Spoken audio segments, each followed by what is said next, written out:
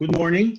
On behalf of Colombia Global Center Santiago, of the Chilean Federation of Tourism Companies FEDETUR, and of the Chilean Gastronomy Association ACHIGA, I welcome you all to a very interesting webinar on the future of restaurant and food industry.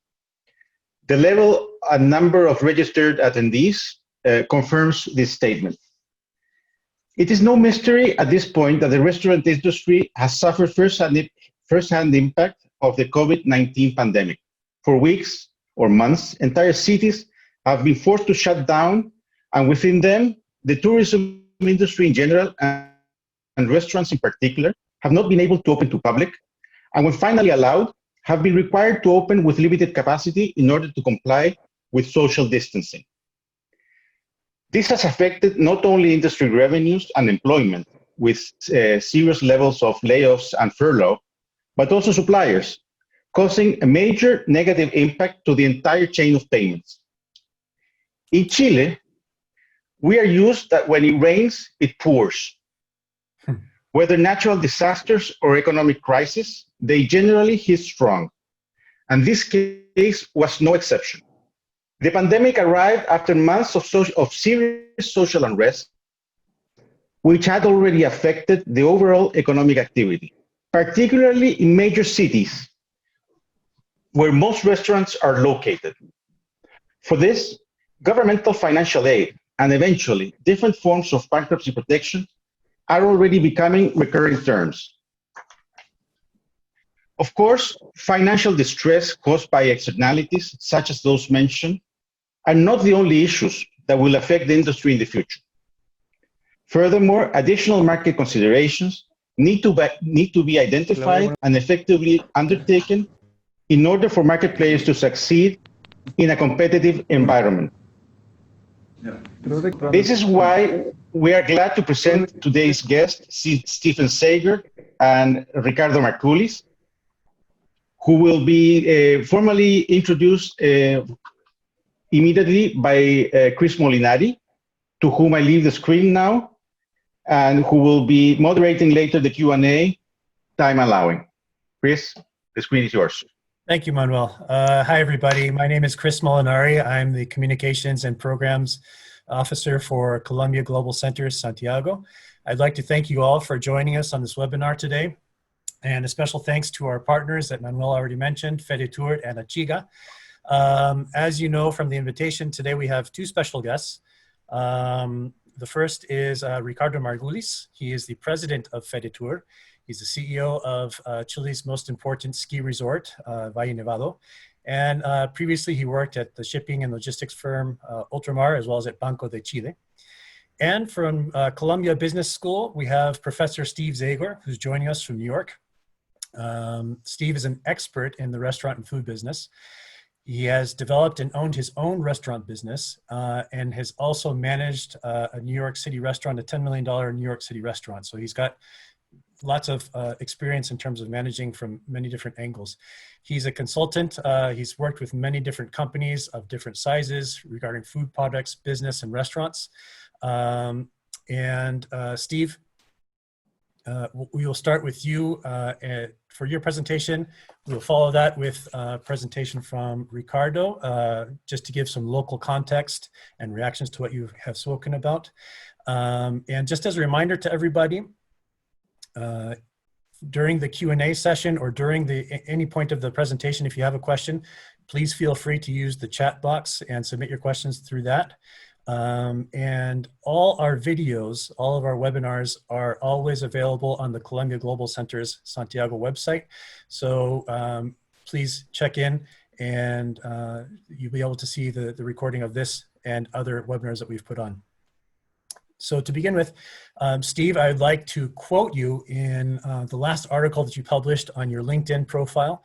I would invite everybody to look up Stephen and check it out. I just have just a quick quote that I thought really kind of caught the desires of many of us on this call today. You said, "I really want to walk outside of my apartment, hop on the subway, push my way into the crush at my favorite Italian restaurant, squeeze into a table and order my veal parmesan overflowing the plate.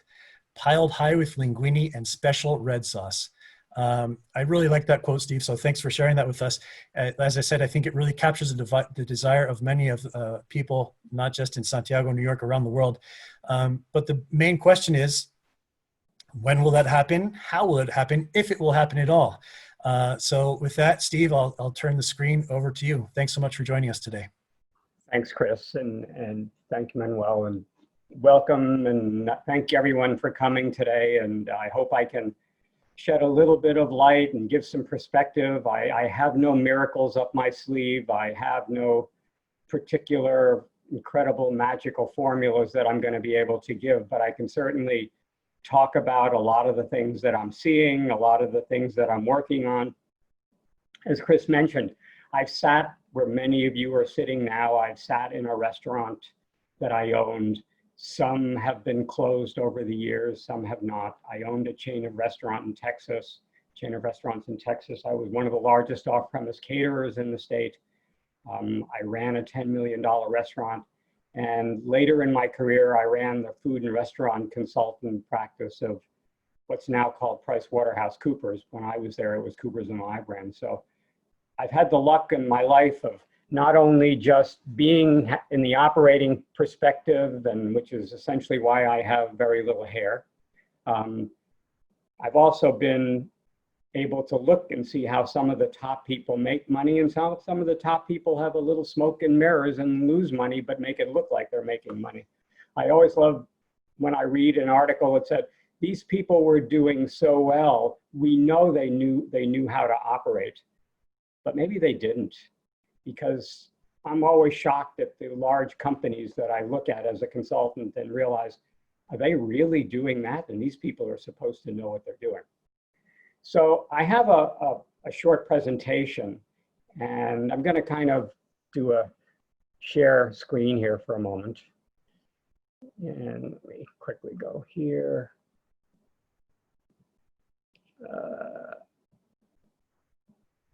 Okay.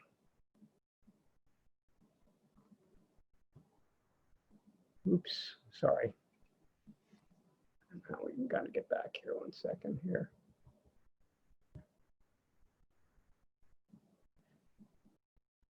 Okay, so I think I just want to kind of start by kind of summarizing, and please, I'm looking forward to your questions because I am sitting in New York and I've had the chance to talk a little bit to some folks that I know in Chile about the industry there, and I know you're coming out of a closure and it's winter time, and some of the resources we have now in this country with outdoor dining are not available to you at the present time.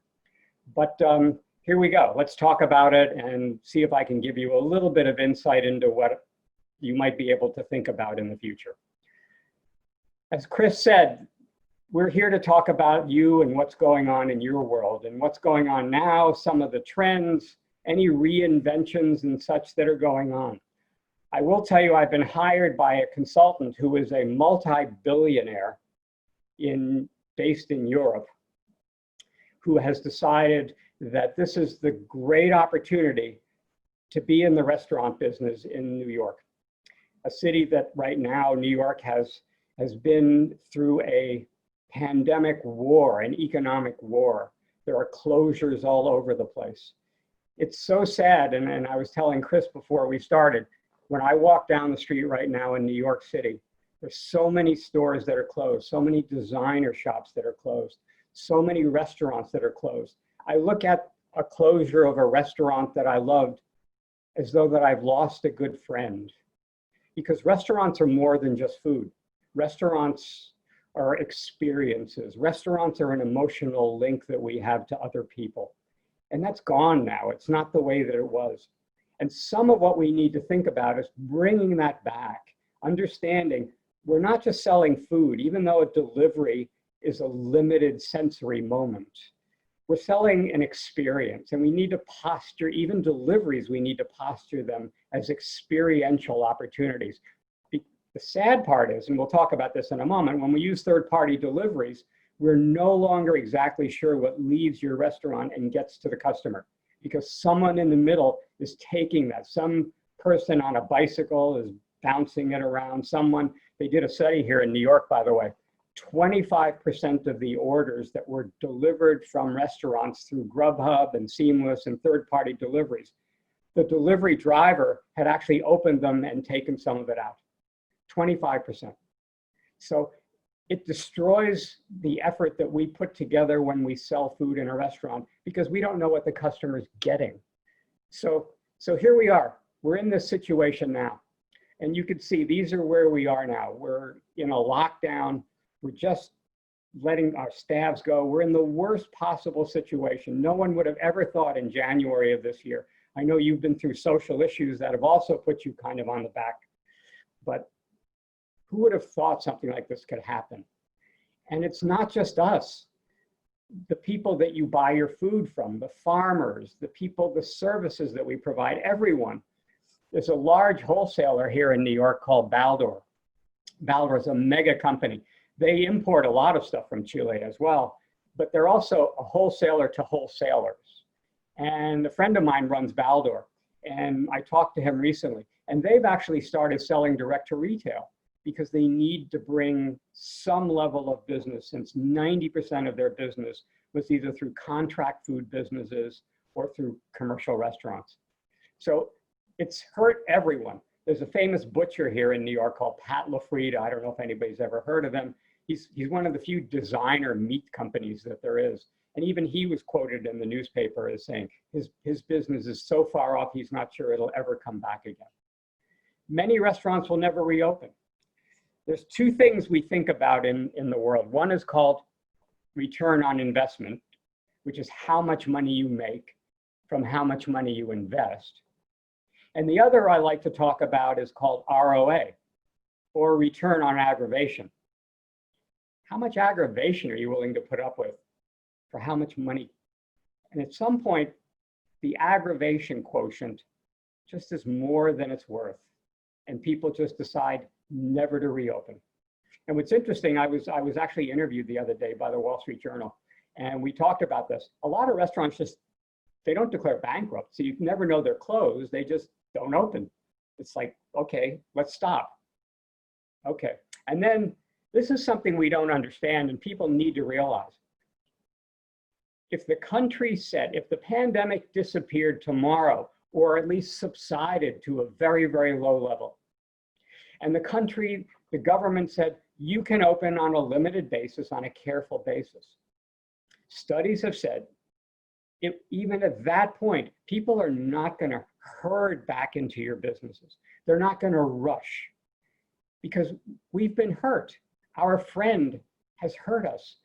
We're not there anymore to have our friendly restaurant.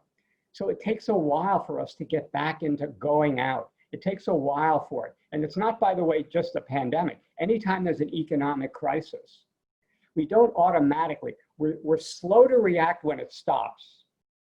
Sorry, we're quick to react when it stops, but we're really slow to react when it opens. And so you've got to remember, even if it started, it may not be till well into 2021 till we start to see anything close to normal. And that assumes a pretty good ramp up at this point. So we got to buckle our seatbelts and say, we're going to be in this for a while. And of course, these are some of the other issues that I know we all know about. Your country, because of the social unrest that preceded the pandemic, was already going through food cost increases. We're seeing that here in the US because the pandemic has been really affected a lot of the production houses of beef production, chicken production, egg production, wholesalers, with people getting ill. So there have been people out ill, and they've been really hotbeds of contamination. So a lot of the companies that are producing foods have had to scale back their opportunities, which has resulted in higher prices.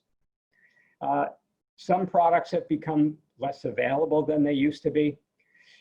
People at the beginning, and I'm not sure if you found this in your country, at the beginning, staples are what really people focused on. Suddenly, we were thinking about health before the pandemic.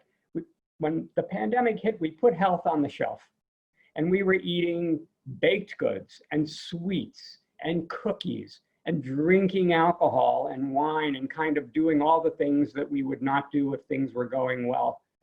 Now we're coming back. The healthy part is coming back. And I know in your country, health has been a huge push for the future, but it's coming back now. We're starting to say, okay, I got it. I'm done eating so many cookies. I'm done eating so many cakes. I'm going to have one every once in a while to make me feel good, but I'm going to try to get back on the healthy word. Artisanal products was a challenge because, again, the supermarkets and the big markets and distributors were focusing on staples, so they kind of put the small startup artisanal products to the side, but those are coming back again now. And as I said, safety, safety, safety. Okay. Some real changes, some real behavioral changes that are going to last. And I spend a lot of time talking with folks who are doing internet commerce, whether it's grocery delivery, restaurant delivery, meal kit delivery, internet e-commerce delivery sites.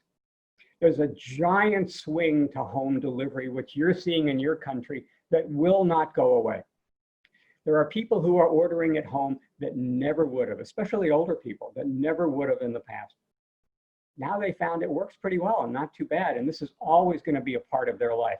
So we may have a much more difficult landscape for those people that are paying rent, whether it's supermarkets or restaurants.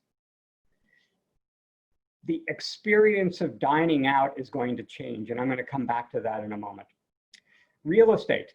Again, I'm not sure how difficult real estate costs are in your country. Here, they were one of the defining areas of restaurants because it costs so much to build and maintain the fixed cost of daily rents and operations. That's starting to moderate here, but not as much as it should. We're all looking for government to come in and provide some kind of resolution for this, to cut rents or provide some kind of subsistence in the middle, because without it, restaurants aren't going to last. Again, we talked about health and nutrition, food pricing. I was invited to be in a very clandestine meeting with one of the largest restaurant companies in the United States, full service restaurant companies, and I can't mention who it is. They are looking at this as an opportunity, not as a problem. They're basically, I was in a Zoom call with a bunch of their well-known chefs, their senior managers, and it was a planning session, it was several. And their posture is, okay, here's the cards that we have. Now, what are we going to do? We're going to look at it as an opportunity to redefine our concepts into things that would work. And I'm going to talk about what some of those elements are in a moment. But the number one thing they talked about was moderating prices and simplifying menus and adding less experimental menu items and more comfort items. A few fun items, but more comfort. So less expensive, more comforting, and simpler, because they wanted less people in the kitchen too. There has to be social distancing in the kitchen as well. Again, it's always important to remember our plate mirrors the mood of the country. What people crave in life, they crave in food. Quickly, what's a food business? You all know a food business is product, service, design, and by the way, that's packaging too, and we'll talk about that in a moment, and some flair. USP stands for unique selling proposition. Why is someone coming to your restaurant for chicken versus somebody else? What makes it special? And you have to kind of think through that, because these are what you're really selling. What makes restaurants difficult is under one roof, you're a manufacturing business, a sales business, and a service business. Now, this I always talk to my clients and students about because it's really important to understand. I don't care what you think about your restaurant, but you're really a manufacturing business. All food businesses are manufacturing businesses. You're sourcing ingredients, you're purchasing them, your kitchen is a manufacturing business, your chef is director of manufacturing, and then you're distributing them. In a restaurant, you're distributing them through waiters and waitresses. If it's fast casual, you're distributing them over the counter. You may be distributing them by the internet, by delivery. It's the same as if I come up with Steve's chocolate bar. I'm doing the same process. I'm sourcing ingredients, I'm purchasing, I'm manufacturing them in a manufacturing area and I'm distributing. You need to look at it like this because it's process, people, and relationships. How do I make it work in a really, really negative time? We have major costs in restaurants. And I'm going to start looking back first before I look out. We have product cost and labor cost. You may know it's called prime cost. In the US, 60% of your costs are made out of food and labor. And these are called controllable. So you have control over these. And I'm going to come back to focus back in on these in a moment. Then we have occupancy costs, which is rent.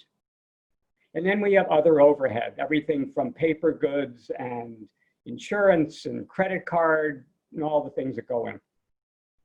The key here, everything costs, and we're going to start to focus on this in a moment, is to keep these in line in a time where there's very little profits to be made. And we'll come back to this in a sec. Okay. Generally, restaurants, unless you're a big chain like McDonald's or you're a big chain, we're not good at it.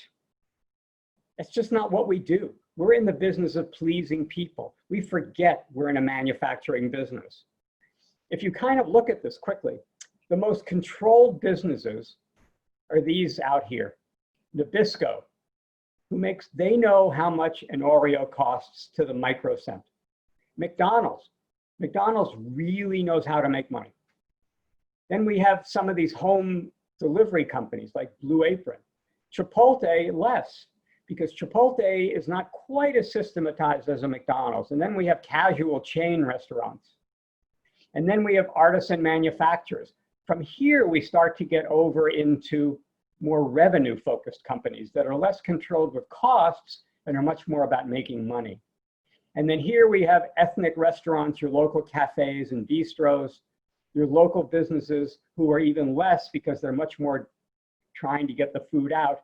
And finally, we have luxury restaurants, which are much more revenue-driven than cost-driven. We got to keep looking at how these folks do it. How do they make money out of very small amounts of food? This is the key, maintaining profits, not just maintaining sales. Okay, so first quickly, what's the future? Remember logistics. Don't leave money on the table.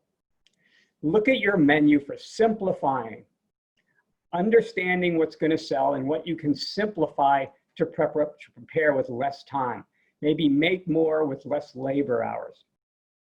Standardize as much as you can. I know many of you are probably involved in small independent restaurants. Standardization is not what you do. You go to the market, you see what's available. What can I do? What can I please the customer?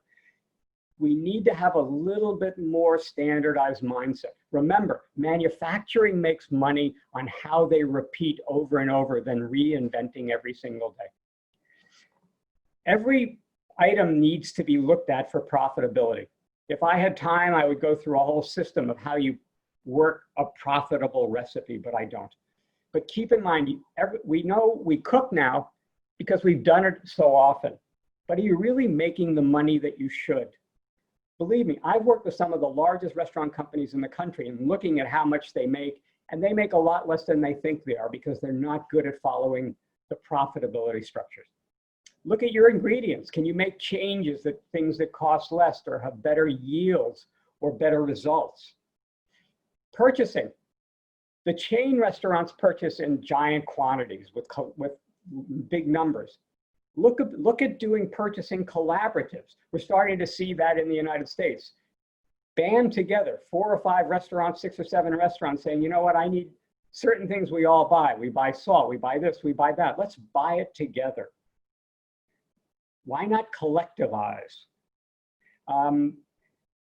Look for technology. I know right now people don't want to spend money because we're not making money.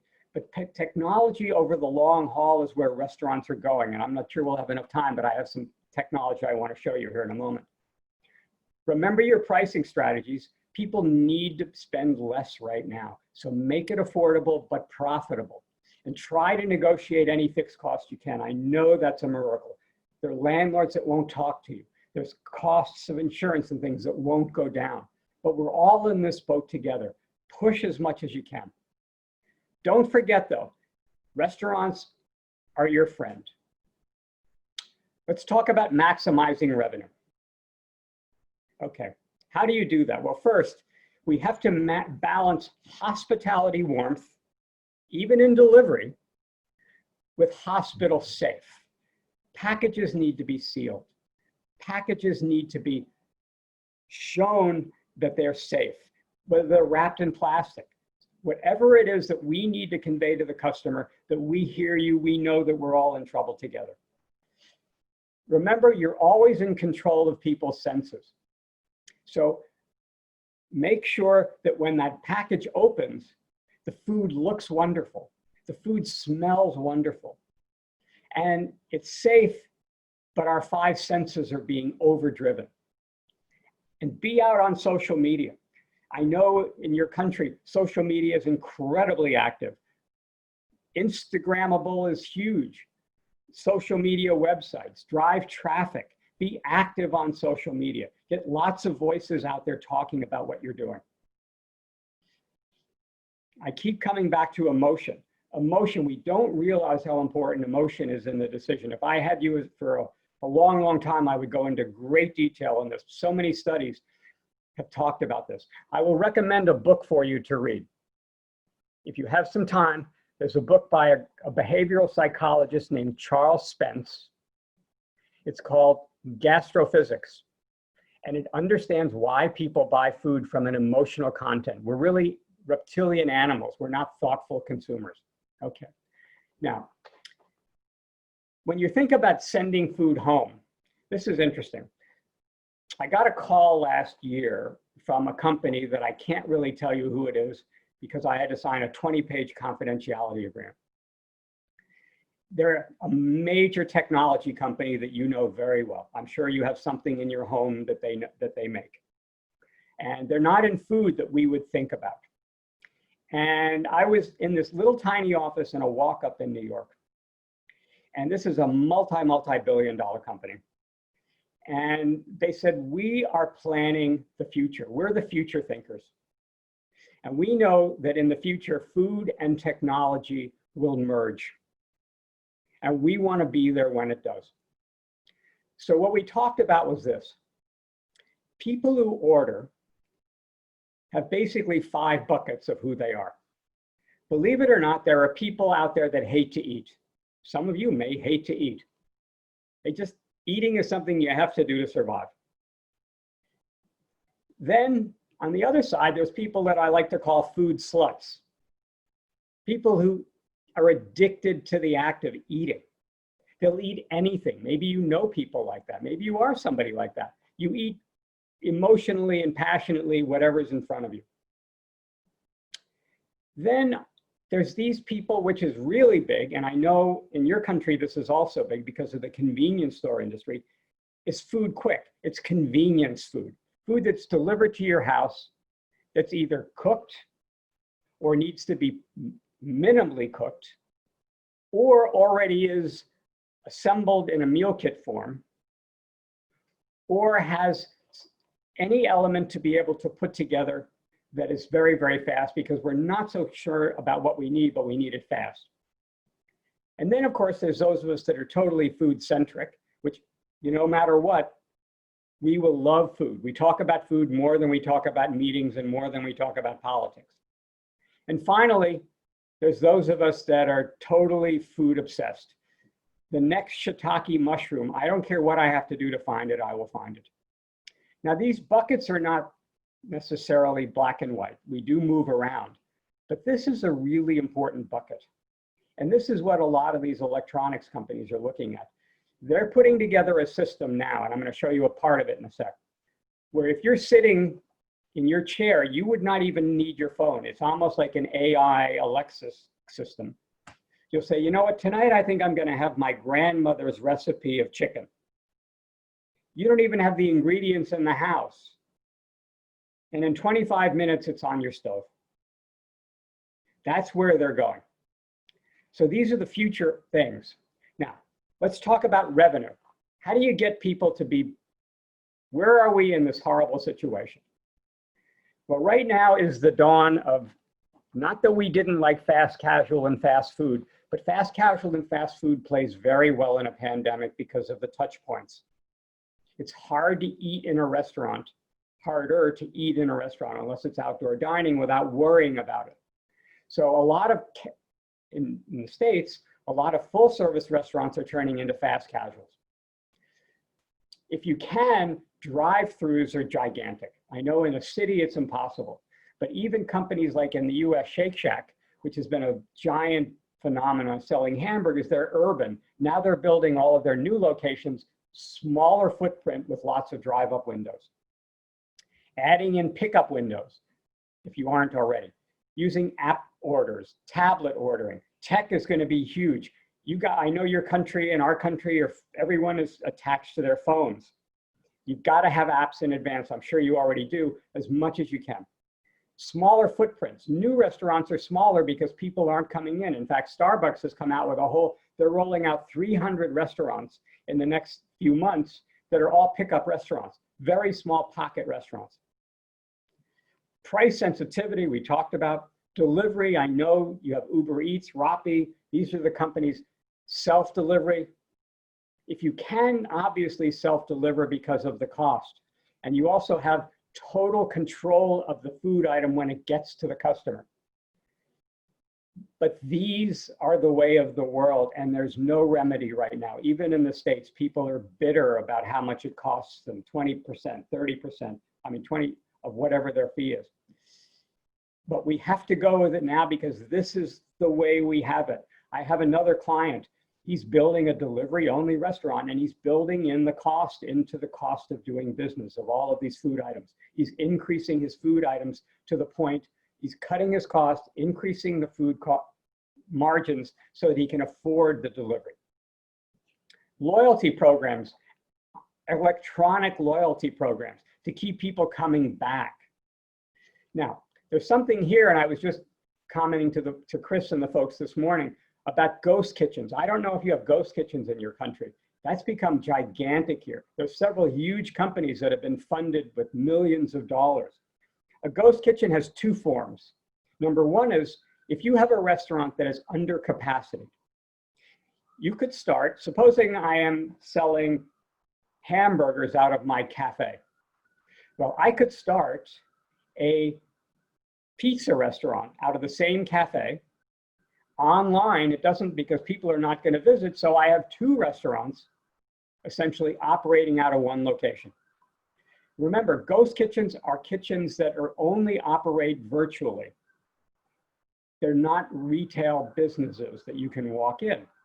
So you could have under capacity kitchen, you could have 2 or 3 concepts operating out of one kitchen for delivery. Steve, sorry to interrupt. Yeah. We actually have some questions here about dark kitchens. Are they the same as ghost kitchens? Yes, they are. Yes, same thing. There's a second variation. And the variation is also about third-party run kitchens that are essentially leased to restaurants so that they can do delivery from those locations. If you don't have the ability to do large volumes of delivery in a small cafe, you lease the ghost kitchen from a ghost kitchen operator. So there's third-party kitchens. In fact, there's a chain here in this country called Sweetgreen. They've been using ghost kitchens totally to do delivery in theirs. A lot of the other big chain restaurants are all looking at these outside third-party kitchens called ghost kitchens. Okay. Retail add-ons, a lot of restaurants are turning into general stores. They're focusing not only on food that you order that's prepared, but you can add in items. You can add in alcohol. You can add in items that are items that would be shelf-stable items to increase the average check. Ready meals, I know in your country, a lot of the convenience stores are developing ready meals and meal kits. Ready meals, of course, are meals that are either ready to eat now or ready to eat after they need to be reheated or reconstituted in a microwave or just in an oven, but they're already assembled and ready to go. Meal kits, of course, you know. Packaging changes. I'm going to show you in a moment some really cool, interesting things. I'm sure you know that Apple has patented a pizza box. I'll show you that in a moment. It's actually not for the public yet. Home businesses. This has become really large here. People are actually cooking out of their home kind of illegally. So I'm not going to tell you to do it. In this country, you have to be certified and inspected, but people are doing it and they're doing quite well. There's actually quite a number of chefs that are cooking out of their apartments. And pop-ups, this is interesting. You could actually, without much investment, cooking in your restaurant. It's almost like going to a farmer's market or a food hall where you actually have or take a location that is closed and pop up a restaurant without a lot of the labor, because your labor is back in your own restaurant. And essentially it's just a service kitchen, not a preparation kitchen. The future is going to be creative. Am I running out of time? A couple more moments. The future is creative. Healthy is hot. I know your country wants to be healthy. I've read what a big movement it is in your country. It's coming back strong. There's going to be health technology. All of these things that are going to measure nutritional content, whether there's antibiotics in food. There's robotics.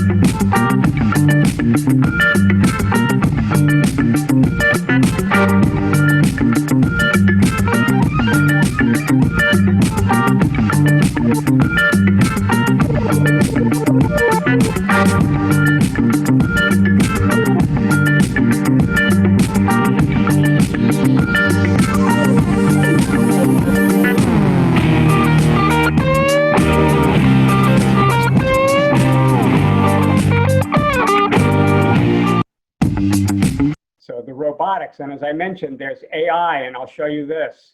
There's 3D sensors, voice-activated system, augmented reality, virtual reality, artificial intelligence. All of these will be a part of what we have.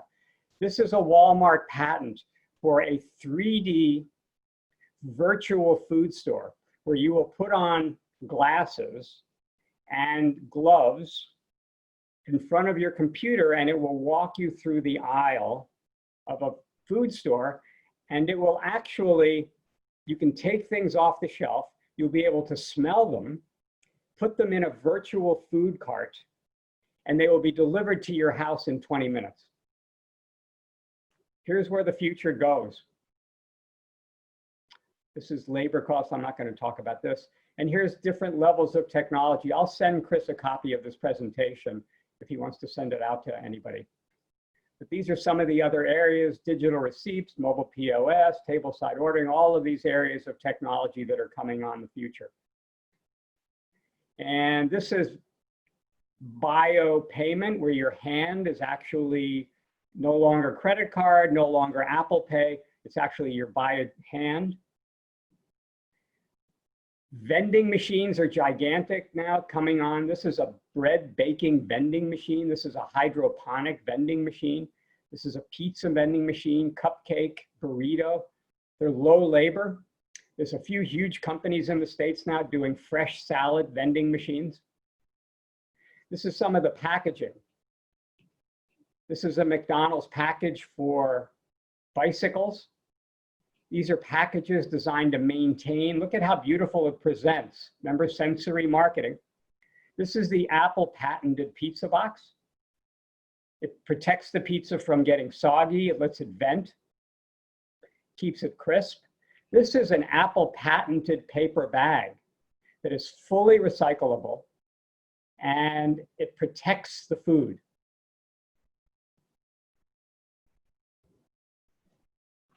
Again, I end with, whatever you do in your business, remember you need to be special and be unexpectedly great. Creativity is what counts. The great thing about restaurants, we're going through a terrible storm right now. but we are flexible. We make things work. Over time, we will change where we need to change. It's hard sometimes to see the light, but we are the best creative people out there. That's why we're in the food business, because that's who we are. You're going to start a taco business, start a fun taco business. Don't be boring. Expect the unexpected. And there it is. Thank you. Thank you very much, Steve. Ricardo, we'll go on to you to comment on the local context and possibly any reactions to what Steve has presented. Okay, thank you. Okay, thank you, Steve. Very interesting presentation. Well, our situation here is very tough because we've been locked down since March 20. It's by an order of the authority, and it's only in 3 regions of the country that the restaurants are authorized to open with a 25% capacity or 6 foot distance. So it's not interesting for many of the owners to open because it's not profitable.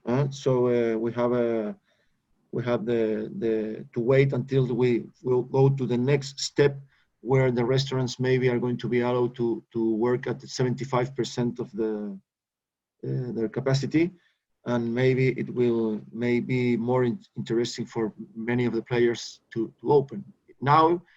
Nowadays in Santiago, where we are all, most of the attendees to this presentation are now, the restaurants are closed. They cannot open. They are only working in the delivery.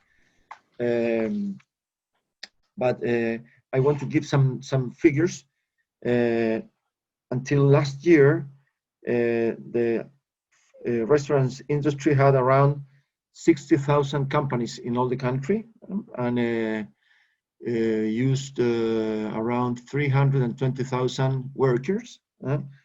Today, the employment dropped to the half, and half of the ones that are still working are furloughed. So the chances that most of them goes to unemployment is very high, and that's why the industry, and we as FEDETUR and the ACHIGA also, are asking the government for some special measures for us to survive in the first case.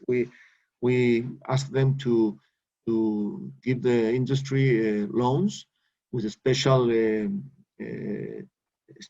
terms to make the payments longer terms than what they approve to the different industries in the country. And we also have asked them to extend the law that allow the companies to furlough their employees, that it's going to end in the next weeks. In October is ending.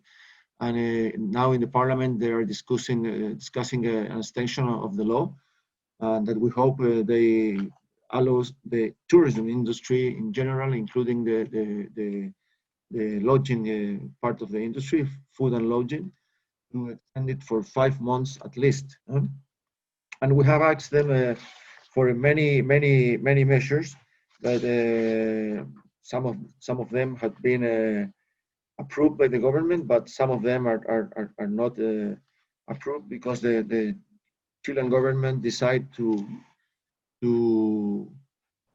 offer general economic measures and not specific for a specific industry. And we think that our industry need specific measures, otherwise it can disappear. And as you mentioned at the beginning of your presentation, Steve, restaurants are more than food. It's an experience. Tourism in general, it's an experience. We don't sell room nights or we don't sell a seat on a table in a restaurant. We sell an experience, And obviously the delivery has not that flavor. It's only food. It's food delivered in your home or in your office. And restaurants experience allows people to share experience with friends, with the lovers, with the loved ones, with families, etc. And that's something that we hope to recover soon. And in countries like Chile, that well, in all the countries maybe, but in our country that is a very long one, with a very different cultures in the same country. The culture in the north, it's quite different from the culture in the center part and obviously in the southern part.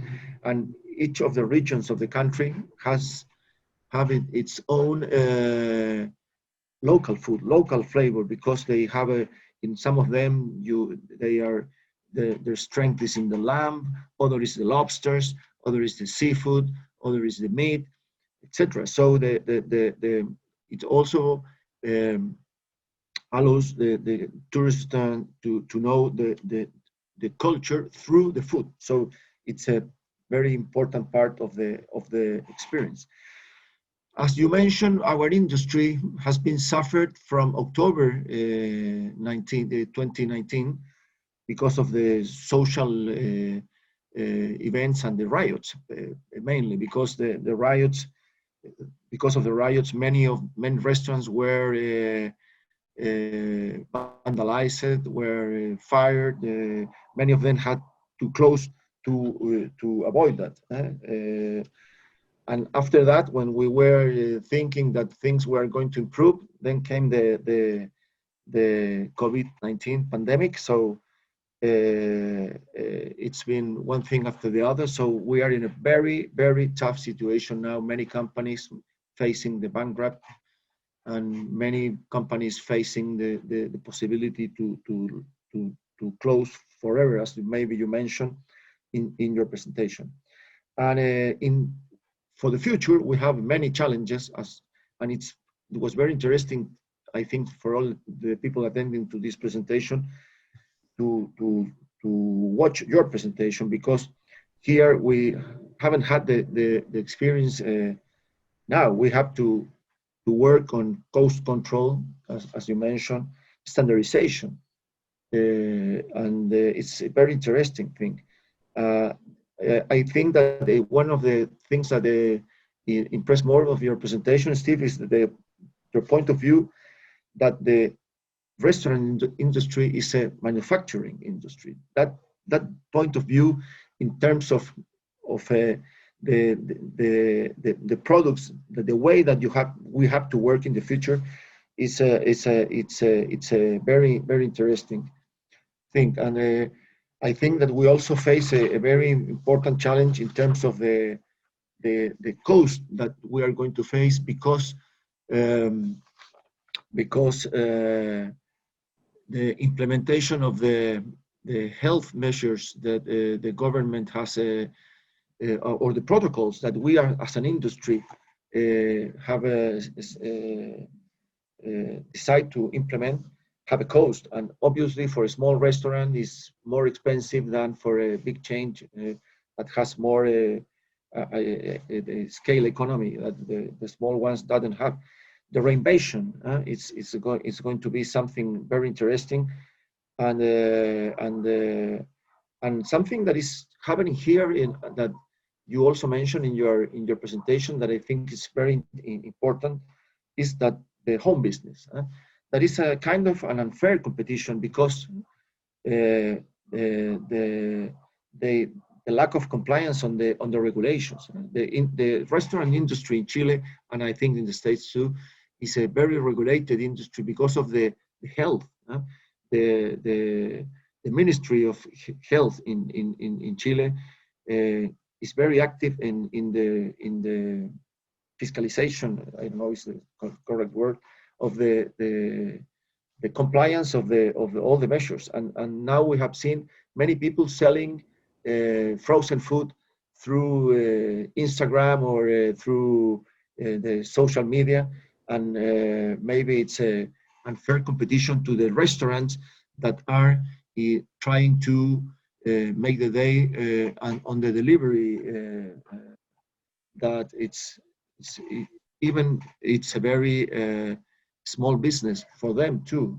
It's not the solution, but they allows the small restaurants to be active and not to fire all of our workers. Well, I don't want to. The people attending here is all local restaurant, maybe local restaurant owners or managers or people in the business or in the tourism business. They know perfectly where I'm telling you, and I've been reviewing the chat and many questions. So I honestly prefer to give the opportunity to Chris to make the Q&A with Steve, because the people attending are more willing to hear him than me. So thank you very much. I think it's a very, very, very nice presentation, very interesting presentation. The concept that you share with us are very, very good, and I think that it's going to be very helpful for the local industry in the near future. So, Chris, Could I just say one thing after?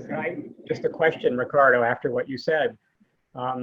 Could restaurants, I'm posing this as a question to you all, could restaurants quietly operate home businesses?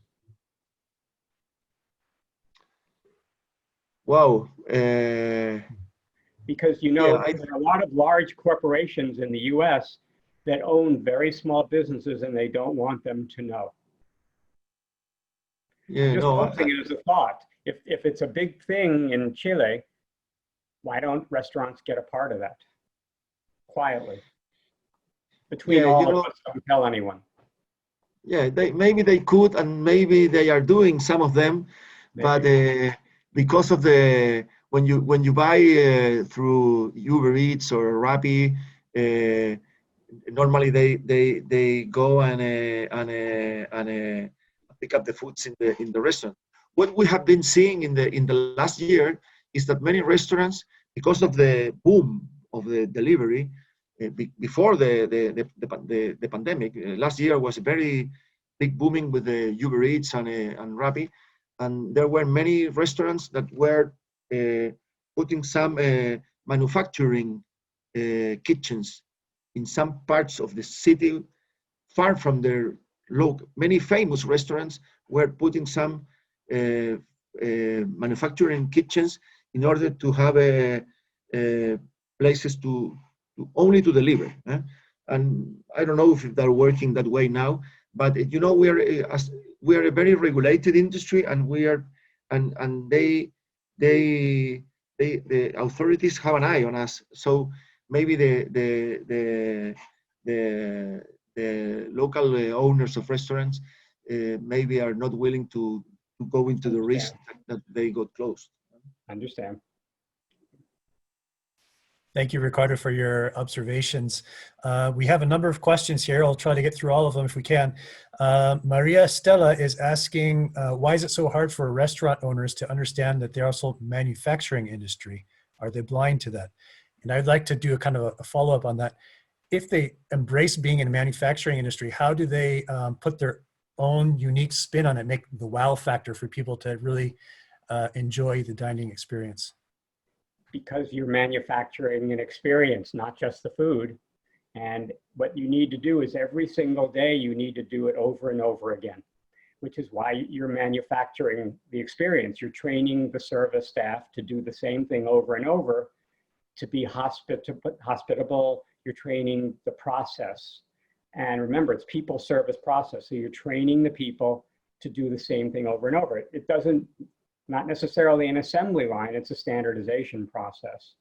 And that's the key, is understanding you've got to replicate it over and over and over again to be really good at it. So that's the key.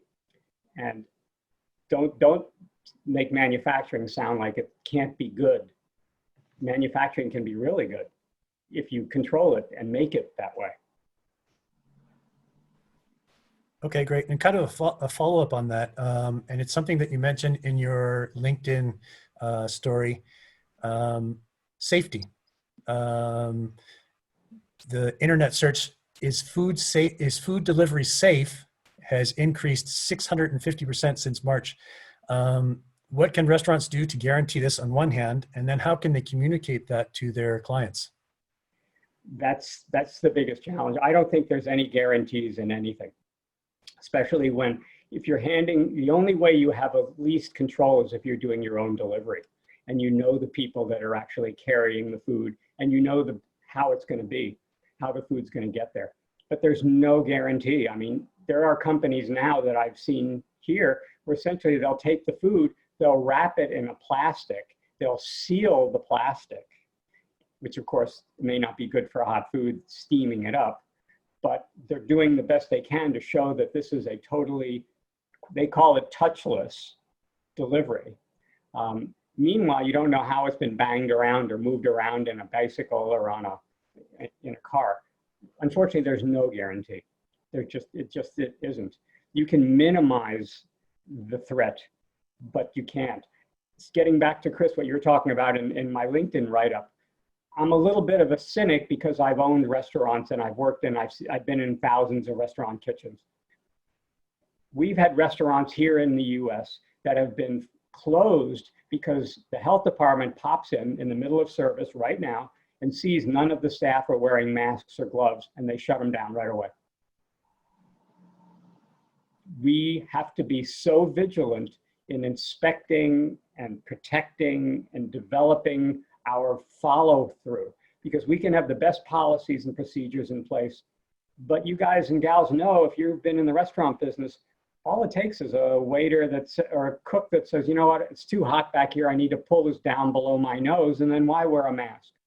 Or you get a waiter that says, you know, I don't want to be the police. I don't want to tell a customer who stands up to put on a mask and get yelled at. So let it go. It's the execution more than the policy. And that's where we have the challenge. Great. And in terms of, you mentioned delivery, Ricardo Garrido has a question here. If you feel that a multi-brand restaurant can have its own delivery app in order to lower the major delivery app importance, or is it impossible to fight them? No, they're all, I don't know how it is in Chile, but yes, there is negotiation here. I work with companies now. I'm on the board of a company. We have 15 restaurants. We just actually got a deal with our delivery company. We went from costing 30% down to 18%. So we talked to them quite a bit and we felt that they might listen and they did. So I don't think it's impossible. It's not perfect, but yes, the more business you give, hopefully the better you can. But there's no guarantee. I mean, I don't know how tough they are there. It looks like you have a competitive field with multiple delivery companies. Maybe it's possible. Nothing better than doing it yourself if you can. Right. Okay. And Juan Pablo Cabello asks, is it a good opportunity to invest in new locations in order to take advantage of better prices, growing the business by preparing for the post-pandemic? Yes, if you have the ability. I have 3 clients right now that are looking to take over spaces. I have one that's actually looking, I guess she's probably not going to do it in Chile, but she's looking to take over closed restaurants and turn them into short-term rentals for people, almost turn them into like ongoing 2-month pop-ups. She's looking to use one of them as a ghost kitchen. So yes, I think if you have money, you may never get a better time to figure out where to put concepts and how to get in the business. This may be the best time ever. Fantastic. Okay. Matthias is asking if you could name some restaurants in New York that have done well, in addition to Sweet Green and Shake Shack. Actually, in the US, one that was written up recently was Cheesecake Factory. Even though they have very large physical templates, they're actually only down, they're covering all of their fixed costs and making a small profit at many of their locations. Now, there is discussion of them going Chapter 11 because some of their locations, the landlords are not negotiating, but it's more of a strategy than an actual because of business. But yes, and the fast casuals, the pizza restaurants are doing really, really well. Some of the Chinese takeout restaurants are doing well. The things that you would normally get delivery on are doing well, fast casuals. But a lot of the full service restaurants are just barely holding on. Right now, the good weather is right now, so we have a lot of outdoor dining, which is part of that puzzle. When the outdoor dining goes away, we're going to be in trouble. Okay. Carlos Tort is asking, how do you see the future of the sharing economy in terms of blockchain and restaurants? Short-term, challenged, stressed. I think the world is changing the way we consume food right now with home delivery, wholesales, retail, distributors. Long-term, it will smooth out, it will adjust. If you are involved in the production part of the business, I think you are learning the new way of life of less on-premise consumption and more off-premise consumption. Smaller specialty distributors. If you're a farmer, if you go all the way down to the production and farming, you have to look. One of the things, and I don't teach this, but I have friends that are involved in agriculture. Generally, farmers are not particularly good business people. And farmers need to become better business people to protect themselves, or they need to hire business collectives. But the part of the entire logistics chain right now is shaking. And at least in the US, it's being stressed incredibly. We have a president that is doing all of these playing with tariffs like you and I would play with toys. It's a challenge. I know you have a lot of countries that you do imports, free import with. Then you have, I know, issues of duties being added on. It's not clear. I wish I had more specifics I could tell you, but in the long term, I think it will all spread out. Okay. We have a question here, people asking about where this will be available. Just so everybody knows, it will be on the Columbia Global Center's Santiago website, hopefully as of today, if not then at latest by tomorrow. Just a couple more quick questions, Steve. You mentioned apps and social media, that sort of thing. I think one of the major things that restaurants really need to do is establish and continue the communication with their customers. What would you say are the best ways to do that besides social media?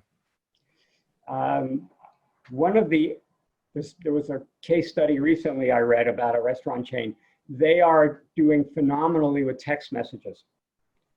And it's getting customers' phone numbers and getting them text messages of immediate specials, developing a loyalty program through text messages.